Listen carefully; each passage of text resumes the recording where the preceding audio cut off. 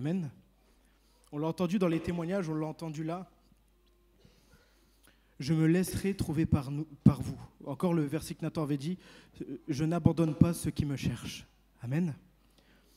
On va prendre ensemble Jérémie 29, verset 14.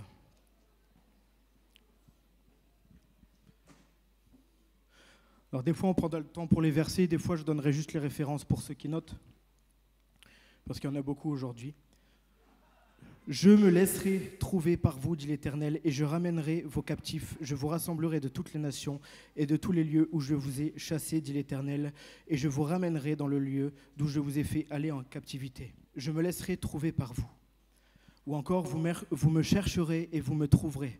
Vous connaissez dans la Bible ce passage ? Ou en effet, tous ceux qui demandent reçoivent, celui qui me cherche trouve, et l'on ouvrira à celui qui frappe. Luc 11, verset 10. Et moi, le Seigneur, il a attiré mon attention sur ce passage. Vous me chercherez, vous me trouverez, et je me laisserai trouver par vous. Déjà, c'est une grande espérance. Franchement, quand on est baptisé, qu'on croit en Dieu et on ouvre la Bible et qu'on peut voir ce verset-là, mais quelle puissance, non ? Le Seigneur se laisse trouver par nous et il est toujours là. Quoi qu'il arrive, il ne nous abandonne jamais dans la détresse. Depuis ce matin, c'est le leitmotiv, c'est ce qu'on a, mais il ne nous abandonne jamais. Et je me suis mis à la place aussi d'une nouvelle personne qui n'a jamais entendu ça. Et on lui offre la Bible pour la première fois, et cette personne, la première phrase qu'elle voit, c'est « Tu me chercheras et tu me trouveras, je me laisserai trouver par toi ». À quoi ça peut faire penser, ça ? Alors on peut dire « Oh ok Seigneur, tu m'as envoyé ce message, je me repens et maintenant je te sers, ô Éternel ». Oh, gloire à Dieu, pourquoi pas. Moi personnellement, je pense que, vu mon caractère, j'aurais plutôt dit « Excusez-moi, mais oh chelou ce livre, je vais le redonner à la personne qui me l'a donné ». Parce que quand on tombe directement sur un verset où on ne connaît pas la personne et que cette personne nous dit « Tu me cherches et tu me trouveras et en plus je me laisserai trouver », ça peut paraître quand même bizarre. On dirait une sorte de vieille partie de cache-cache, vous voyez ? Dont on n'a pas envie de jouer d'ailleurs parce que c'est hyper facile, parce que la personne vous dit qu'en plus elle va se laisser trouver. Et je me suis dit, mais comment à partir de ce verset on peut avoir envie de te chercher, Seigneur. Qu'est-ce qui manque ? S'il y a une personne qui vient vous voir, j'ai pris cet exemple, c'est pas sûr, mais vous sortez de la gare, j'en sais rien, et d'un coup, il y a quelqu'un qui vous fait « Thibaut ». Vous êtes en train de marcher comme ça, vous faites « Qu'est-ce qui se passe ?»« Trouve-moi ». Tu fais « Je te vois, t'es juste là. Trouve-moi ». Enfin oui, c'est bizarre quand même, qu'est-ce qui manque ? On ne connaît pas la personne là, non ? Donc tout de suite, le premier réflexe qu'on a, c'est soit on veut partir, ou moi je lui mets une pomme de terre dans la glotte, pour pas dire patate. Non mais ce que je veux dire par là, c'est que ce qui se passe, tout simplement, c'est qu'en fait, on a un Dieu qui veut se révéler à nous. Et pour la plupart des gens, ceux qui sont peut-être là pour la première fois, on ne le connaît pas. Et c'est ça qui nous manque.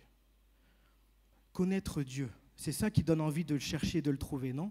On n'a pas envie de chercher ou de trouver une personne qu'on ne connaît pas. Vous êtes d'accord avec ça ? Ça va ? Et donc, ça sera l'objet de mon premier point. C'est vraiment connaître Dieu. Alors, qui est-il ? Qui est Dieu ? On pourrait le définir, chacun d'entre nous, différemment en fonction de tout ce qu'on a vécu. Vous êtes d'accord avec ça ? Mais il reste toujours le même, et on peut le définir que dans les grandes lignes, tellement qu'il y a une profondeur immense. Donc dans les grandes lignes, si tu veux savoir qui est Dieu, qui est celui qui te demande de le trouver, il a toujours été déjà, premièrement. La Bible nous dit qu'il est la source de toutes choses, qu'il est éternel, l'éternel. C'est dans Genèse 21, verset 33. Abraham planta des tamaris à Beersheba et il invoqua le nom de l'Éternel, Dieu de l'éternité. C'est là où on l'entend pour la première fois. L'Éternel, Dieu de l'éternité. Dieu d'éternité, ça veut dire qu'il était et qu'il sera toujours. Amen. Le terme éternel signifie qui est hors du temps. Qui est hors du temps, qui n'a pas eu de commencement ni de fin. Ça, vous êtes d'accord avec moi, c'est un terme qui est difficile à comprendre pour nous. Avant que les montagnes soient nées, avant que tu aies créé la terre et le monde, d'éternité en éternité, tu es Dieu. Psaume 90, verset 2. C'est difficile à comprendre pour nous, êtres humains, qui mesurons tout avec le temps. Et la Bible ne cherche pas à prouver quand Dieu peut-être est né, je ne sais pas si on peut dire ça, mais dès le départ dans Genèse, c'est marqué « Au commencement, Dieu créa ». La Bible ne cherche pas à prouver, Dieu était déjà et il sera toujours. Amen, c'est l'éternité, ce Dieu d'éternité. Donc là déjà on a vu qu'il était éternité. Maintenant ce qui serait important de voir c'est qui est-il, quelles sont ses capacités. Et je vais dire trois mots que beaucoup connaissent déjà ici, et je sais qu'à chaque fois qu'on les entend, on fait c'est reparti, mais c'est ce qui définit Dieu. Omniprésent, omniscient et omnipotent. Il est là partout à la fois, il peut tout et il sait tout. Vous y croyez ça? Et justement, ce préfixe omni, qui veut dire tout, pour le cas de l'omniprésence, ça veut dire qu'il est présent partout, et il ne se divise pas. Il ne va pas être un peu pour Alexandre, un peu pour Nadine. Non, il va être entier partout et pour tout le monde, pour tous ceux qui le cherchent. Que tu sois dans la détresse, que tu sois en pleine joie, Dieu est là. Amen. C'est tout à l'heure Christelle qui nous disait que même dans l'ombre, le Seigneur est là. Et que même dans les sujets de joie, le Seigneur est là. Il pleure avec toi, il se réjouit avec toi.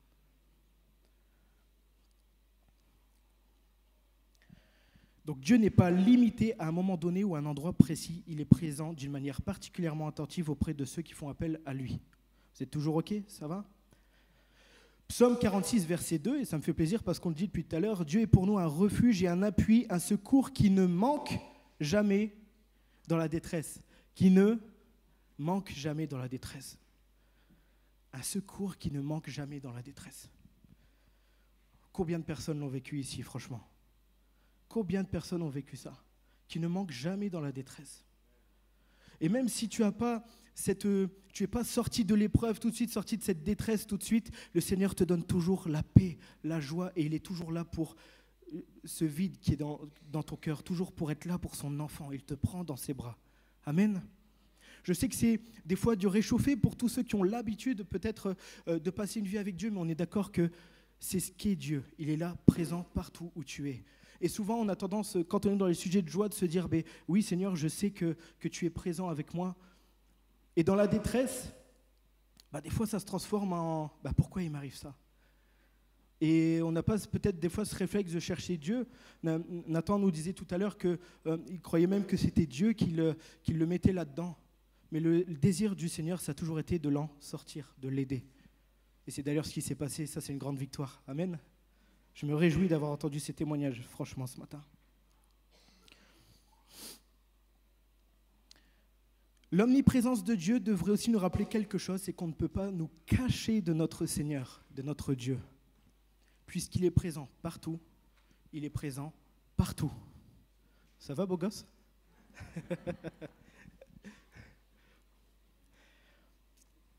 Jérémie 23, verset 24. Bon, maintenant que tu es là, Nathan, je vais arrêter de parler de toi. Quelqu'un se tiendra-t-il dans un lieu caché sans que je le voie, dit l'Éternel. Ne remplis-je pas, moi, les cieux et la terre, dit l'Éternel. On est d'accord que ça vient de la Bible, ça vient de la parole de Dieu. On ne peut pas se cacher de lui. Il sait tout ce que tu avais vécu. Bon, je reparle encore un peu de toi. Tous les moments où Nathan était dans ses idées noires, ou moi j'ai été aussi dans une période d'idées noires, le harcèlement, ce qu'il a vécu, j'en ai aussi vécu, peut-être à différents niveaux. Mais à chaque fois, le Seigneur, il est là pour nous ce matin, il est omniprésent. Gardons-le dans notre cœur pour tous ceux qui sont là pour la première fois ou tous ceux qui sont déjà ancrés. Il est présent partout dans toutes nos situations. Amen. Il est omniscient. Le terme omniscient décrit la connaissance parfaite que Dieu possède de toutes choses. Et ça va avec l'omniprésence, puisque comme il est présent partout, il connaît tout. Ok ? La Bible déclare que Dieu perçoit toutes choses, c'est-à-dire qu'on ne peut vraiment rien lui cacher, comme je vous le disais. Même ce que tu penses à l'intérieur de toi-même, tes pensées les plus intimes. Le Seigneur, la Bible nous dit qu'il sonde les cœurs. Psaume 139, verset 12. Même les ténèbres ne sont pas obscures pour toi. La nuit brille comme le jour et les ténèbres comme la lumière. Même dans les ténèbres, même dans les l'ombre, normalement le soleil ne passe pas. La lumière de Dieu, elle passe. Amen. Rien ne peut lui être caché. Psaume 44, versets 21 et 22, un autre exemple. Si nous avions oublié le nom de notre Dieu et étendu nos mains vers un Dieu étranger, Dieu ne le saurait-il pas, lui qui connaît les secrets du cœur? Il connaît les secrets du cœur. Dieu voit tout et rien ne peut être soustrait à sa connaissance. Et j'irai même plus loin, c'est que Dieu, en plus de tout savoir tes pensées, il connaît mieux tes pensées que toi-même. Il comprend mieux tes propres intentions. C'est fou ça. Car la parole de Dieu est vivante, c'est dans Hébreux 4, verset 12, et efficace, plus tranchante qu'une épée quelconque à deux tranchants, pénétrante jusqu'à partager âme et esprit, jointure et moelle. Elle juge les sentiments et les pensées du cœur. Nulle créature, Paul nous dira par la suite au verset 13, n'est cachée devant lui, mais tout est nu et découvert aux yeux de celui à qui nous devons rendre compte. Pendant que je tourne la page, on peut prendre aussi Jérémie 17, versets 9 à 10. Le cœur est tortueux par-dessus tout. Est-il méchant? Qui peut le connaître? Moi, l'Éternel, j'éprouve le cœur, je sonde les reins pour rendre à chacun selon ses voies, selon le fruit de ses œuvres. Le Seigneur voit tout et le Seigneur connaît les intentions de ton cœur ce matin.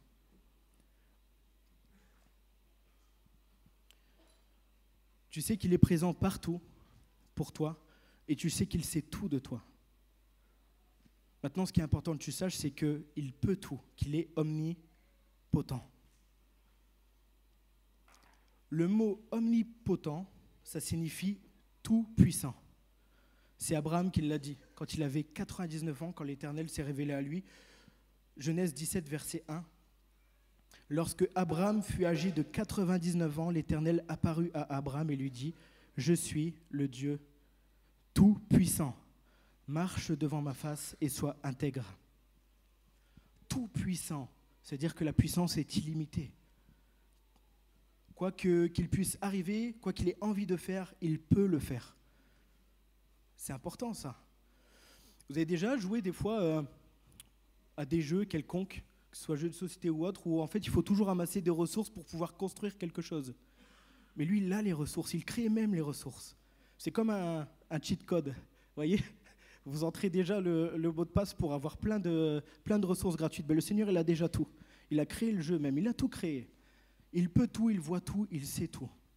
Il a toutes les ressources nécessaires pour tes besoins et surtout pour que tu puisses arriver à la fin au but ultime, c'est d'avoir la vie éternelle, d'être sauvé par Dieu. Amen. Et de le rejoindre, bien sûr. Le mot grec qui est traduit par tout-puissant, c'est pantokrator, celui qui gouverne tout. Donc là, on avance, parce que lorsque tu dis que Dieu est tout-puissant dans ta vie, ça veut dire qu'il gouverne tout dans ta vie et que tu es capable de lui laisser tout, de tout lui donner. Tu as l'assurance que ton Dieu peut tout, voit tout, sait tout, qu'il gouverne tout et que dans ton épreuve, c'est lui qui gère. Ça, c'est plus facile à dire qu'à faire. Est-ce qu'on est d'accord? Malheureusement, parce que on a ce côté où on vit avec des hommes qui sont très beaux, hommes et femmes, hein, j'entends avec un grand H, et qui, des fois aussi, peuvent nous décevoir. Mes parents m'ont déjà déçu, j'ai déjà déçu mes parents. J'en profite, ils ne sont pas là, donc... Mais ils m'ont beaucoup déçu, franchement. Non, c'est pas vrai, je suis fier de mes parents, je les aime, mais... Vous voyez ce que je veux dire, c'est qu'on a toujours cette petite part où, des fois, on en attend des autres, et on n'a pas ça en retour. Le Seigneur, vous ne pouvez pas être déçu de lui. On ne peut pas être déçu de lui parce que même si des fois il ne fait pas selon ce qu'on avait décidé, c'est ce qui est parfait pour nous. Dès lors que tu acceptes de lui donner ta vie, dès lors que tu acceptes qu'il gère tout, qu'il gouverne tout, tu acceptes que les décisions soient prises par lui et que tu as l'assurance que ces décisions-là soient les plus parfaites pour toi. Amen. C'est pour ça que c'est peut-être bien qu'on sache les termes omnipotent, omniscient, omniprésent, mais c'est encore mieux vraiment quand, je dis à chaque fois qu'on puisse les vivre, mais c'est important dans notre vie au quotidien. Celui qui sait que son Dieu est présent à chaque fois avec lui, qu'il peut tout pour lui et qu'il voit tout, ça change forcément notre route. Ça nous pousse, ça nous influence forcément à changer aussi notre façon d'agir, de voir les choses. Amen.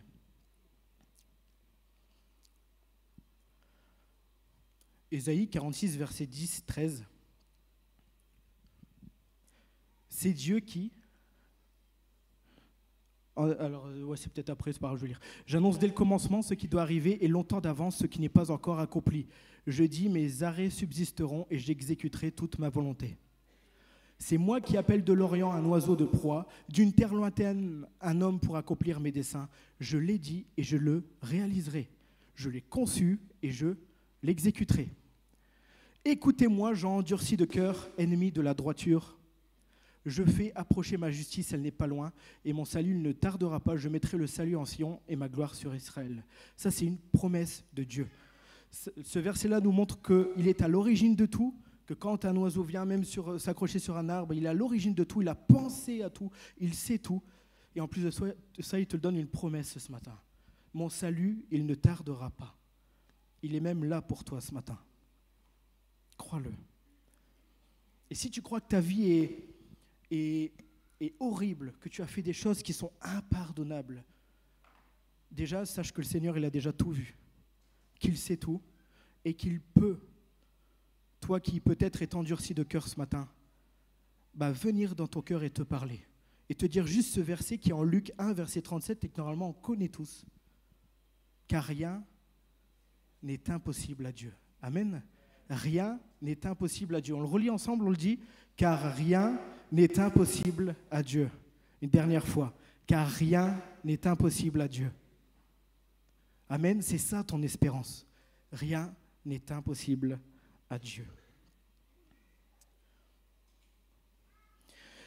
Avant que je t'eusse formé dans le ventre de ta mère, je te connaissais. Et avant que tu fusses sorti de son sein, je t'avais consacré. Je t'avais établi prophète des nations. C'est en Jérémie 1, verset 5 que vous pourrez trouver ça. Même avant que tu sois né, le Seigneur, il avait pensé à toi. Et il avait déjà les projets, les plans pour ta vie. Ça va très loin. En même temps, il est Dieu. Il peut tout, il sait tout. Il était déjà présent avant toi et il le sera encore après ton passage sur la terre. Alors, tu as peut-être ce vide dans ton cœur ce matin. Au fond de toi, tu sens peut-être qu'il y a un trop. Vous savez, ce genre de vide que personne ne peut combler. On a beau faire genre que tout va bien auprès de sa famille, mais celui qui voit tout, qui connaît ton cœur et qui peut tout, lui, il voit ce trouble que tu as dans ton cœur. Et il sait ce matin que tu as ce vide. Je te le dis, pourquoi ? Parce que je l'ai vécu. Donc je sais que je peux en parler. J'étais fils de chrétiens, mes parents qui étaient ici à l'église, et j'avais beau venir à chaque fois, c'est pas le fait de venir naturellement qui a poussé la rencontre avec Dieu. J'avais toujours ce vide, et mes parents, ils n'ont même rien vu, pour être honnête. Je faisais toujours croire que tout allait bien, j'étais un pitre. Mais quand un jour vous en avez marre et que vous êtes poussé, comme dit Nathan, les idées noires ou autres, et que le Seigneur veut vraiment se révéler à vous, vous inquiétez pas qu'il va trouver le moyen de le faire. Et il l'a fait pour moi. Et ce vide qui était dans mon cœur n'est plus. Pourquoi ? Parce que j'ai pris conscience qu'il y avait quelqu'un qui a toujours été là pour moi. Et quand j'étais dans des déserts, comme on dit, c'était des périodes longues où on ne sait pas où aller, où on a l'impression de ne pas en voir le bout, le Seigneur m'a informé qu'il m'a toujours montré le chemin, qui a toujours été cette oasis pour moi.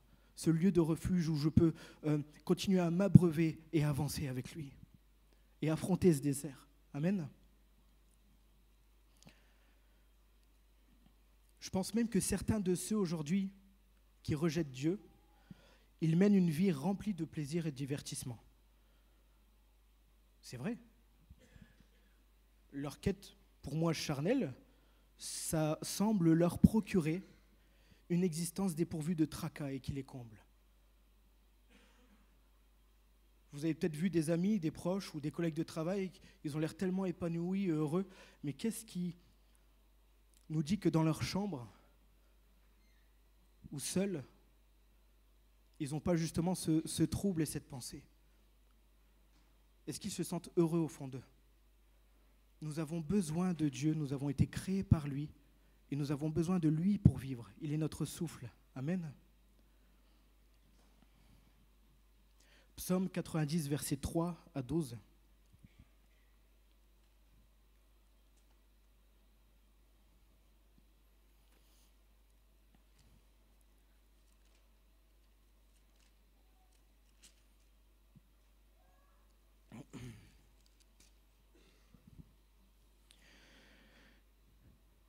Tu fais rentrer les hommes dans la poussière et tu dis, Fils de l'homme, retournez.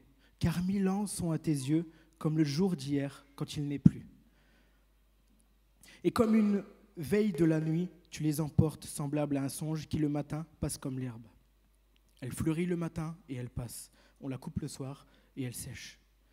Nous sommes consumés par ta colère et ta fureur nous épouvante. Tu mets devant toi nos iniquités et à la lumière de ta face nos fautes cachées. Tous nos jours disparaissent par ton courroux. Nous voyons nos années s'évanouir comme un son. Les jours de nos années s'élèvent à 70 ans et pour les plus robustes à 80 ans. Et l'orgueil qui l'en tire n'est que peine et misère, car il passe vite et nous nous envolons. Qui prend garde à la fosse de ta colère et à ton courroux seule la crainte qui t'est due? Enseigne-nous à bien compter nos jours afin que nous appliquions notre cœur à ta sagesse. Tôt ou tard, comme le fils prodigue, c'est une histoire que je t'invite à lire dans la parole, tu pourras comprendre que les plaisirs de ce monde ne durent pas et que tu peux en jouir pendant un certain temps. Et qu'un jour tu peux aller bien et le lendemain sans te souhaiter quoi que ce soit, au contraire. Malheureusement, tu n'es plus. Qui peut dire aujourd'hui avec assurance la date, l'heure, le jour de sa mort? Personne. Personne. C'est pour ça qu'on n'a pas cette notion d'urgence, mais c'est urgent. C'est urgent de connaître Dieu. C'est urgent de le chercher. C'est urgent de toujours chercher à alimenter cette espérance que tu es sauvé, comme Nathan et Cristal ce matin, que tu as cette nouvelle vie et que tu appartiens, que tu as donné ton cœur à Dieu et que tu laisses gouverner ta vie. C'est important ce matin que tu prennes conscience de ce message d'espoir. Ce n'est pas fini. Ce n'est pas fini. Nous sommes ici, mais notre plus grande espérance et notre plus grande joie, c'est quoi? C'est l'éternité et avec Dieu. Gloire à Dieu. Amen.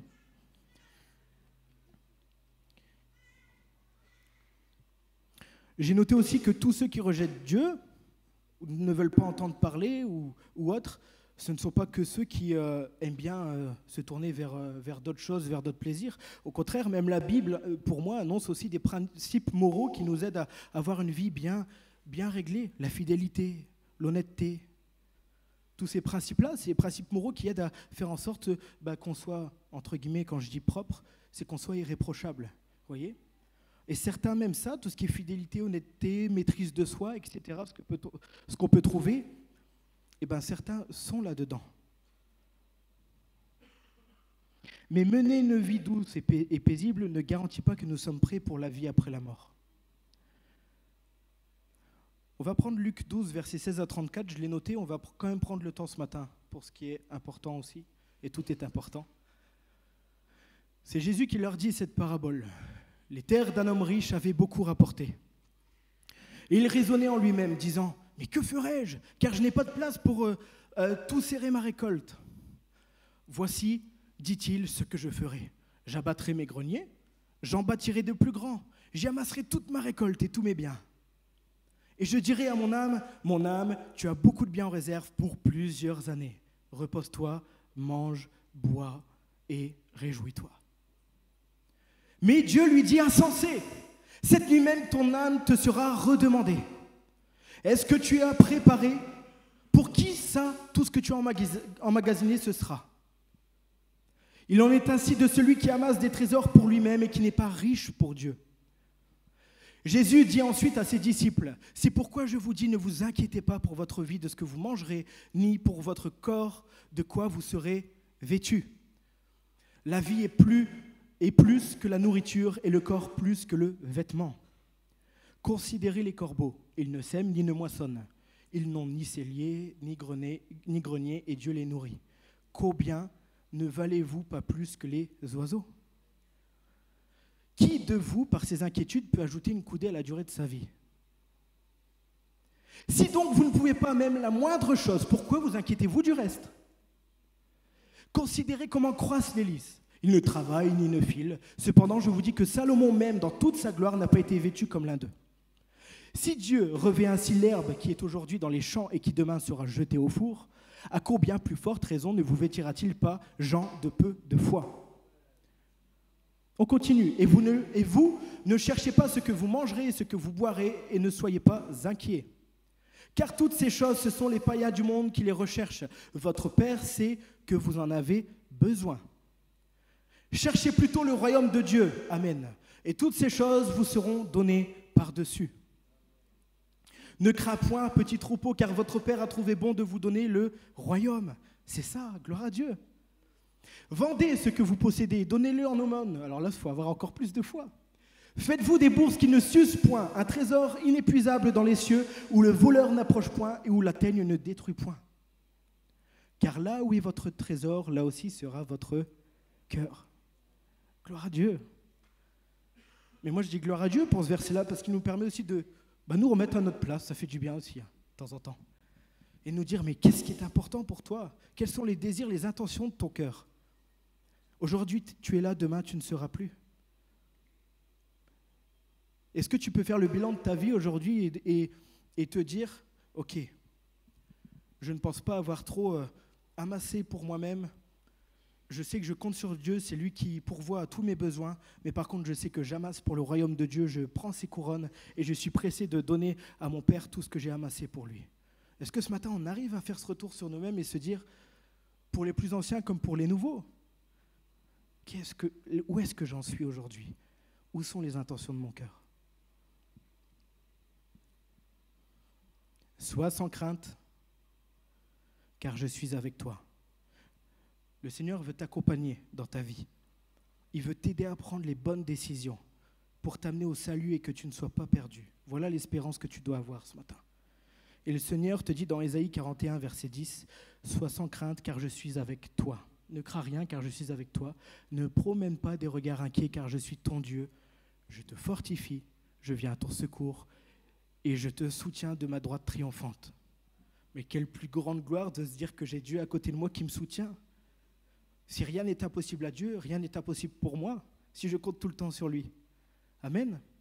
Et même quand je sais que ça peut être facile, on a tous vécu des galères, mais je sais que souvent quand on est dans la disette ou quoi, on est tous tremblants comme ça. Quand on a des choses qui nous arrivent et on ne sait pas ce qui nous tombe dessus, on est humain. Les émotions qu'on a, la peur, la colère, la tristesse, c'est fait pour les utiliser. Mais derrière, il ne faut pas se renfermer sur soi-même. Et il ne faut pas paraître. Il faut accepter la condition dans laquelle on est et tout remettre aux mains de Dieu. C'est aussi simple que ça. Même David, le roi David, qui fut un des plus grands rois de toute l'histoire de l'humanité, il était lui-même dépassé par la grandeur de Dieu, de son Créateur. Tu m'entoures par derrière et par devant et tu mets ta main sur moi. Une telle science est trop merveilleuse pour moi, trop élevée pour que je puisse la saisir. C'est dans Psaume 139, versets 5 à 6 pour ceux qui veulent. Le Seigneur, je le disais ce matin, il te veut du bien, il n'est pas un menteur. S'il dit que tu le trouveras en le cherchant, tu le trouveras. S'il dit qu'il peut tout pour ta vie, il peut tout pour ta vie. S'il dit qu'il voit tous les secrets de ton cœur, il sonde ton cœur et il voit tout.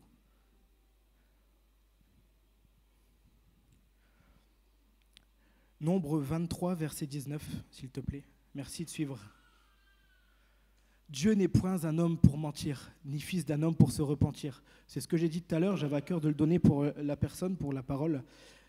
Mais je le redis là maintenant, ni fils d'un homme pour se repentir. Ce qu'il a dit ne le fera-t-il pas? Ce qu'il a déclaré ne l'exécutera-t-il pas? Amen. Dieu n'est pas un menteur.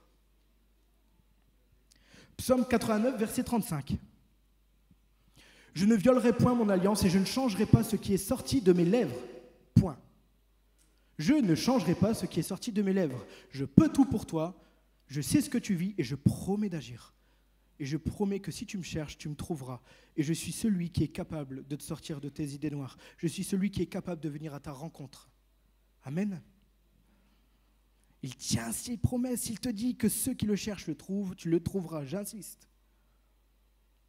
Donc tu as pu voir ce matin que notre Dieu est un Dieu d'éternité. Il est éternel, il a toujours été là.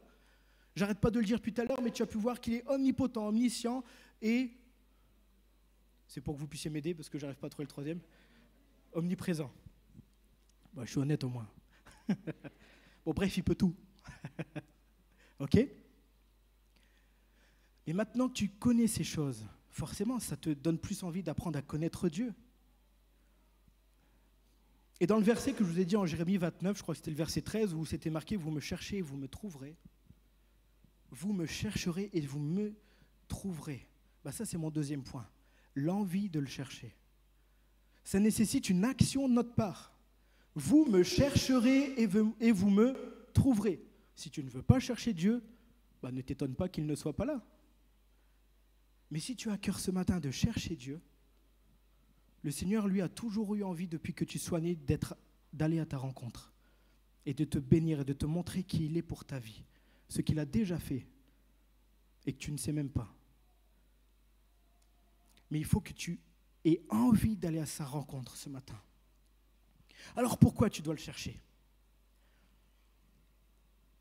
Que tu viennes pour la première fois ce matin ou que tu connaisses depuis longtemps, on sait qu'on a besoin de participer à cette rencontre, même quotidiennement. Vous le savez ça ? Ça va, vous suivez toujours ? Je disais l'exemple du cache-cache tout à l'heure, mais si le Seigneur te demande de le chercher, ce n'est pas pour jouer à cache-cache. Hein. C'est important, hein. C'était une petite comparaison tout à l'heure. Mais le Seigneur, il n'a pas envie de jouer. Enfin, c'est un joueur aussi, mais s'il a envie que tu le cherches, c'est parce qu'il sait que tu en as besoin. Que tu ne peux pas vivre une vie épanouie sans lui. C'est aussi simple que ça. Si tu es nourri charnellement, mais que tu ne te nourris pas spirituellement, c'est quand même la mort à toi-même. Tu n'es pas nourri par l'esprit. Nous avons été créés en esprit par l'esprit. Job 32, verset 8. Mais en réalité, dans l'homme, c'est l'esprit. En hébreu, ici, on dit le terme roi, le souffle, l'esprit. Le souffle du Tout-Puissant qui donne l'intelligence. Genèse 2, verset 7. L'Éternel Dieu forma l'homme de la poussière de la terre, il souffla, roi, dans ses narines un souffle de vie et l'homme devint un être vivant. Amen. Tu as été créé par l'Esprit de Dieu. Il a placé en toi un esprit. C'est ce qui nous différencie des animaux. Nous avons été créés de trois façons. Nous avons notre chair aussi, tout comme eux. Nous avons une âme, donc un caractère, une personnalité, mais nous avons l'esprit. Nous avons été créés par le souffle de Dieu. Amen. L'Éternel Dieu créa l'homme à son image. Amen. L'esprit humain, pour moi, c'est la partie la plus profonde d'une personne. C'est grâce à ça que nous pouvons contacter Dieu. Romains 1, verset 9. Dieu que je sers en mon esprit dans l'évangile de son Fils, mes témoins que je fais sans cesse mention de vous. C'est Paul qui dit ça. Que je sers en mon esprit. Le servir avec esprit, toujours pour avoir la bonne direction et avoir l'assurance de ne pas se tromper sur notre route. Toujours avoir le réflexe de demander à Dieu. Et le Seigneur, il se révèle à nous par l'esprit comme Cristal qui l'a entendu. C'est encore actuel aujourd'hui. Dieu est esprit et il faut que ceux qui l'adorent en esprit et en vérité. Dieu est esprit et il faut que ceux qui l'adorent en esprit et en vérité. On voit bien que l'esprit nous est nécessaire et que c'est plus que jamais le sujet en fait actuel. On a besoin de notre esprit pour pouvoir contacter Dieu et nourrir ce vide dans nos cœurs. On appelle ça la vie de l'esprit. Sans vie de l'esprit, nous sommes morts à nous-mêmes. On a besoin de contacter Dieu, on a besoin sans cesse de lire sa parole. On va lire Jean 14, verset 16 à 26. Et moi, je prierai le Père, et il vous donnera un autre consolateur afin qu'il demeure éternellement avec vous. C'est Jésus qui dit ça. L'esprit de vérité que le monde ne peut recevoir, parce qu'il ne le voit point et ne le connaît point. Mais vous, vous le connaissiez, car il demeure avec vous et il sera en vous. Je ne vous laisserai pas orphelin, je viendrai à vous. Encore un peu de temps et le monde ne me verra plus, mais vous, vous me verrez, car je vis et vous vivrez aussi. En ce jour-là, vous connaîtrez que je suis en mon Père, que vous êtes en moi et que je suis en vous. Celui qui a mes commandements et qui les garde, c'est celui qui m'aime, et celui qui m'aime sera aimé de mon Père. Je l'aimerai et je me ferai connaître à lui. Jude, non pas l'Iscariote, lui dit « Seigneur, d'où vient que tu te feras connaître à nous et non du monde ?» Jésus lui répondit « Si quelqu'un m'aime, il gardera ma parole et mon Père l'aimera. Nous viendrons à lui et nous ferons notre demeure chez lui.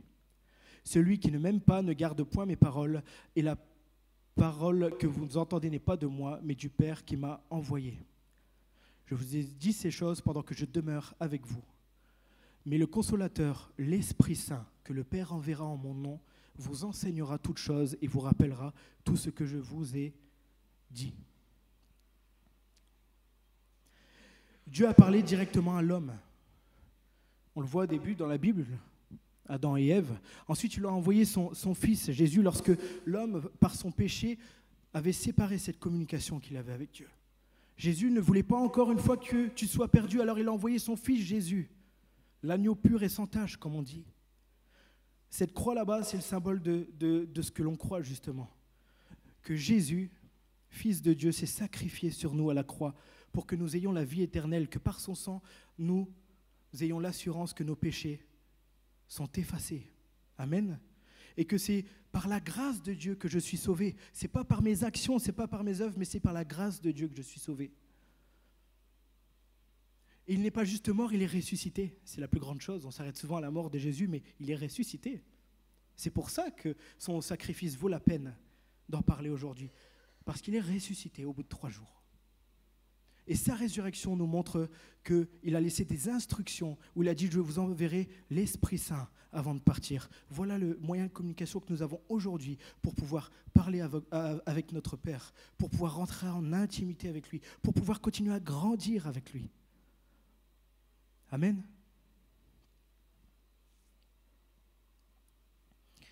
Mais vous recevrez une puissance, le Saint-Esprit survenant sur vous, et vous serez mes témoins à Jérusalem. Et le Saint-Esprit, Nathan a été baptisé du Saint-Esprit, quand il est d'ailleurs toujours au groupe de jeunes, à Impulsion Jeunesse. Le Saint-Esprit est disponible pour tous ceux, encore une fois, qui le désirent. C'est par lui que tu peux chercher Dieu et le trouver. Il te suffit simplement de le chercher de tout ton cœur.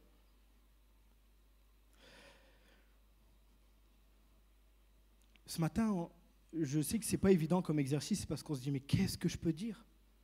Ok, je veux bien, il m'annonce un Dieu qui est éternel, qui connaît tous les pensées de mon cœur, qui est là pour moi, qui est prêt à tout pour moi, me montrer son amour. Mais qu'est-ce que je dois dire? Qu'est-ce que je dois faire? Ne t'inquiète pas de ce que tu diras. Parle en ton cœur. Recherche Dieu. À partir du moment où tu fais juste cette action de vouloir chercher Dieu, il agira pour toi. Vous êtes d'accord avec ça pour tous ceux qui ont déjà vécu ça? Romains 8, versets 26 à 30 nous dira « De même aussi l'Esprit nous aide dans notre faiblesse, car nous ne savons pas ce qu'il nous convient de demander dans nos prières. Mais l'Esprit lui-même intercède par des soupirs inexprimables.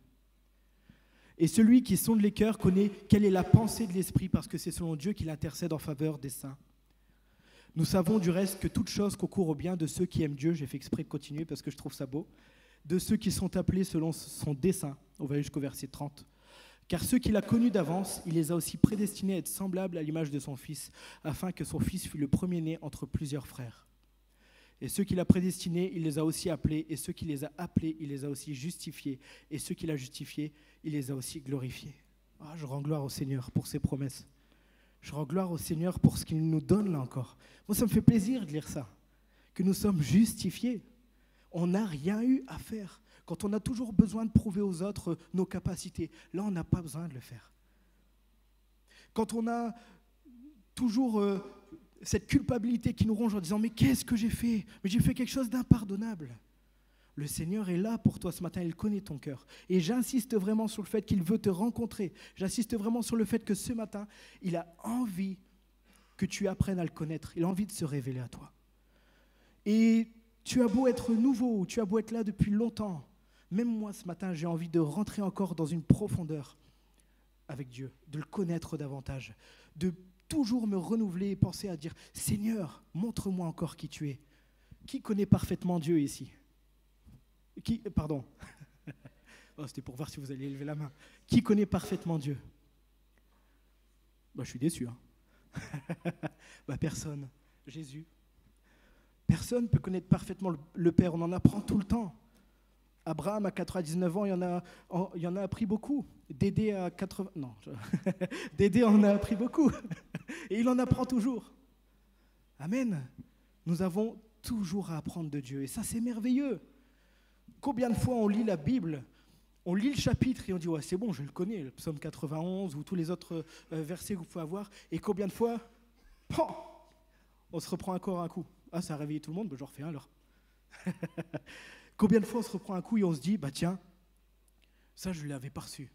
Et là, maintenant, dans ce que je vis actuellement, ça me parle énormément. » Combien de fois on est touché par la parole de Dieu ?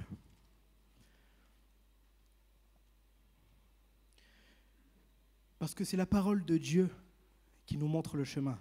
C'est ça la vérité. La parole nous dira toujours de nous encourager mutuellement. Vous voyez, dans les temps qu'on vit là, ce matin c'était beau, il y aura encore un temps, encore dimanche prochain, il y a le mardi, il y a plein de temps où on peut être ensemble et nous réjouir. Et il faut s'édifier mutuellement. Dans Hébreux 10, versets 24 à 25, « Veillons les uns sur les autres pour nous exciter à la charité et aux bonnes œuvres. N'abandonnons pas notre assemblée comme c'est la coutume de quelques-uns, mais exhortons-nous réciproquement, et cela d'autant plus que vous voyez s'approcher le jour. » Exhortons-nous. Nous pouvons nous exhorter ensemble. C'est ce qui nous pousse à continuer à chercher Dieu, le fait qu'on se raconte nos témoignages, qu'on passe du temps chez les uns les autres, qu'on ait nos réunions de maison, nos réunions d'intercession, qu'on ait plein de choses qui soient mises en place. Ça nous pousse tout le temps à vouloir chercher Dieu et à le connaître davantage. Quand je sais, désolé, ce que Pascal a vécu, ou ce que Alexis a vécu, ou ce que d'autres ont vécu, mais à chaque fois que j'ai des témoignages comme ça, moi, ça me met en appétit, c'est l'entrée. Mais ça, c'est mon repas. C'est la parole de Dieu. C'est ça la vérité, c'est ça qui nous édifie. On peut s'encourager avec notre assemblée, c'est conseillé de le faire. On peut lire des livres aussi, chrétiens, de pasteurs ou autres. Je ne dis pas que c'est pas mal, au contraire, j'en ai encore un que je dois finir d'ailleurs. C'est bien parce que ça éveille notre curiosité, ça nous permet de rechercher encore, de nous remettre en question, peut-être. Mais la vraie vision, celle qui parle au cœur, c'est la parole de Dieu. Et c'est bien de s'édifier, de s'encourager, de se fortifier, mais c'est la parole de Dieu qui édifie, qui est la vérité. C'est dans cette Bible, que nous appelons la Bible, ou la Sainte Bible, ou la parole de Dieu, que nous pouvons vraiment avoir les mots de Dieu qui touchent notre cœur et qui se révèlent à nous. Et ça, on le sait tous. Donc peut-être qu'on a plein de bouquins, ou qu'on a différentes croyances ensemble, beaucoup... ça n'empêche pas d'être une belle communauté. Beaucoup, sur des sujets différents, on sait que des fois, on n'a pas tous les mêmes points de vue. Mais pourquoi on cohabite ensemble ? Pourquoi on s'aime les uns les autres ? Parce qu'on sait ce que Dieu a fait pour nous. Et parce qu'on ne perd pas la vision. Parce qu'on s'entretient, on lit la parole. Et la parole, même si elle est perçue peut-être différemment, en tout cas, le discours que Jésus t'a sauvé, il est le même pour tous. Et ce que tu peux recevoir de ta parole, ça édifie tout le monde. Il n'y a personne qui est délaissé. Je ne sais pas si je vais faire lever les mains, mais est-ce qu'il y a déjà une personne, un chrétien qui a déjà ouvert la parole de Dieu et qui n'a rien reçu pour lui ? Ou un verset ? Quand nous avons à cœur de le chercher, que nous ouvrons notre parole, je peux vous garantir que le Seigneur se révèle à nous. Amen. Romains 3, versets 10 à 18. Selon qu'il est écrit, il n'y a point de juste, pas même un seul. Nul n'est intelligent, nul ne cherche Dieu. Tous sont égarés, tous sont pervertis. Il n'en est aucun qui fasse le bien, pas même un seul. Leur gosier est un sépulcre ouvert. Ils se servent de leur langue pour tromper. Ils ont sous leurs lèvres un venin d'aspic. Leur bouche est pleine de malédiction et d'amertume. Ils ont les pieds légers pour répandre le sang. La destruction et le malheur sont sur leur route. Ils ne connaissent pas le chemin de la paix. La crainte de Dieu n'est pas devant leurs yeux. Ça, c'est un verset aussi qui nous remet à notre place. La crainte de Dieu n'est pas devant leurs yeux. Quand le Seigneur se révèle à nous, quand le Seigneur nous montre qu'il peut tout dans nos vies, et puis qu'on accepte qu'il gouverne notre vie, qu'on lui donne tout, et qu'il nous montre des directions, et bien même s'il nous montre des directions, ce n'est pas pour autant que nous on va les suivre. Qui s'est déjà trompé ici?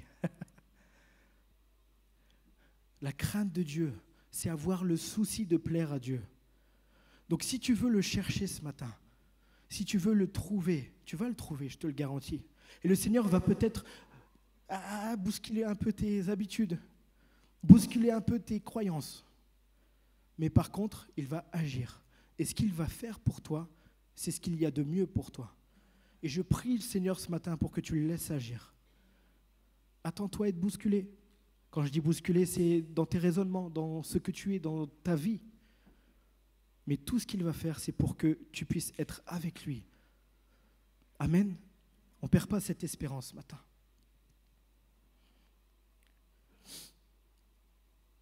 Et je suis content parce qu'il nous facilite le travail. C'est mon point 3, la bonté de Dieu. Parce qu'il nous dit, je me laisserai trouver par vous. Franchement, il nous facilite le travail en plus. Imaginez si c'était compliqué. Déjà qu'il n'y en a pas beaucoup. Alors, ce n'est pas le cas de notre église, mais on dit ça à chaque fois, c'est ça. Mais déjà qu'il n'y en a pas beaucoup qui le recherchent alors que c'est simple. Alors, imaginez si en plus, il fallait faire un chemin pour pouvoir aller rencontrer Dieu. Heureusement, on a juste, dans l'intimité de la présence de Dieu dans notre cœur, à lui demander d'agir et de venir. Ça, c'est le travail simplifié. Il n'y a rien de plus simple. Ou même de parler à haute voix dans ta chambre, il n'y a rien de plus simple que de demander à Dieu d'agir dans ta vie. Heureusement. Heureusement. Parce que je me dis que vraiment, si jamais il y avait vraiment un chemin à faire, un chemin de croix avant de pouvoir rencontrer Dieu, waouh, ça aurait été beaucoup compliqué pour nous aujourd'hui. Il faut l'admettre. Il faut l'admettre. L'homme se crée tout pour qu'aujourd'hui tout soit plus simple. On a accès à tout facilement. Ça nous crée même un peu cette paresse, il faut le dire. Donc imaginez si le chemin en plus n'était pas facile, alors qu'on a l'habitude de vivre dans un certain confort, qui irait chercher Dieu aujourd'hui? Et encore, même si ce chemin est facile, beaucoup ne le font pas.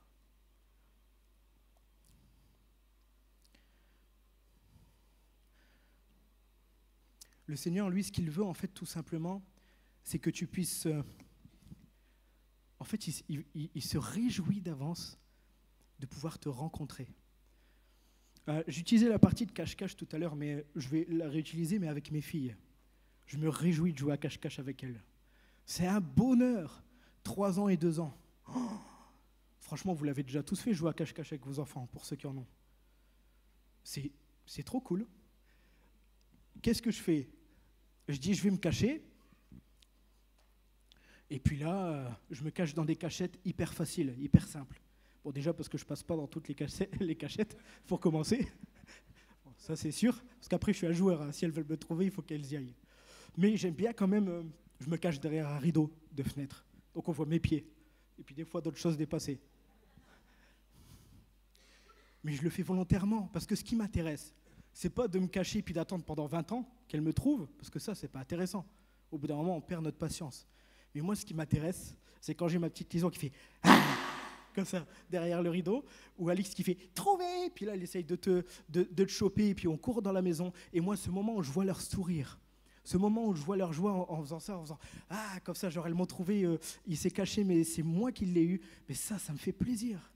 Ça me fait plaisir de voir ça. Qu'est-ce que je les aime, de voir qu'elles aient de la joie et qu'elles soient contentes de venir à ma rencontre, de jouer avec moi. Et je pense que ce qui intéresse plus le Seigneur, c'est pas justement ce moment, si on doit utiliser le cache-cache comme exemple, c'est pas le moment où le Seigneur il est loin de toi. Ce qui intéresse le Seigneur, c'est quand tu es à sa rencontre. Quand il te prend dans ses bras, comme quand moi je prends mes filles juste après le cache-cache et je leur fais plein de bisous et un câlin qui serre très fort, qui casse des côtes, tellement que je les aime. Et le Seigneur, c'est ce qu'il veut faire avec toi. Il ne veut pas te casser les côtes, puis je ne cacherai pas les côtes à mes filles aussi. Mais le Seigneur, il veut voir ton sourire. Il veut te voir épanoui. Et la meilleure façon pour toi d'être épanoui ce matin, c'est de venir à sa rencontre. C'est aujourd'hui ou jamais.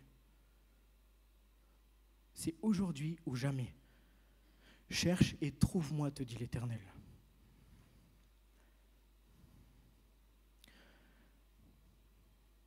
En venant sur terre et en offrant sa vie comme rançon pour nos péchés, Jésus est venu rendre possible la rencontre entre Dieu et nous. Et normalement, Dieu est tellement saint que ça aurait pu couper cette rencontre entre lui et nous, et c'est Jésus qui a rendu cela possible. Grâce à son sacrifice pur et sans tache, il s'est offert pour nos péchés, il a rendu possible cette rencontre. Donc nous avons tous la possibilité et l'accès aujourd'hui à Dieu. Tous la possibilité de le rencontrer. Comment rencontrer Dieu? Laissez-vous tout simplement trouver par lui. Il vous aime, il l'a démontré en laissant mourir son Fils pour moi, pour toi, pour vous tous, pour nous tous.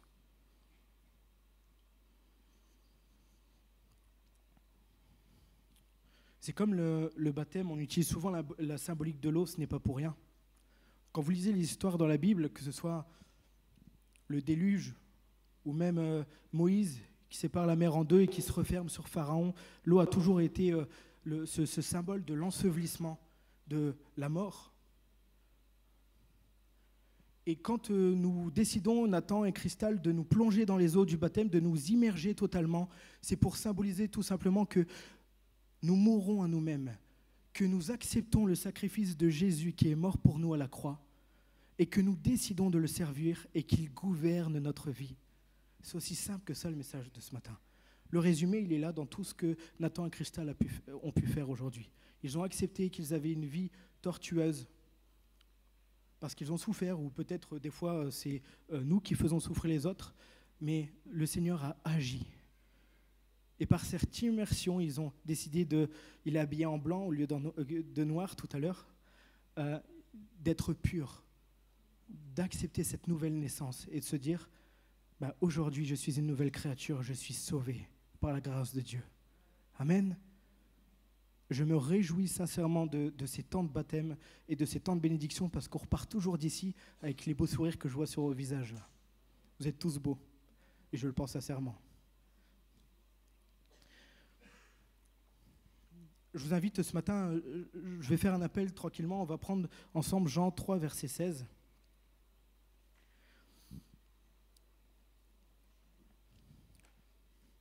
Et on le connaît beaucoup, hein. Et d'autres peut-être ne le connaissent pas.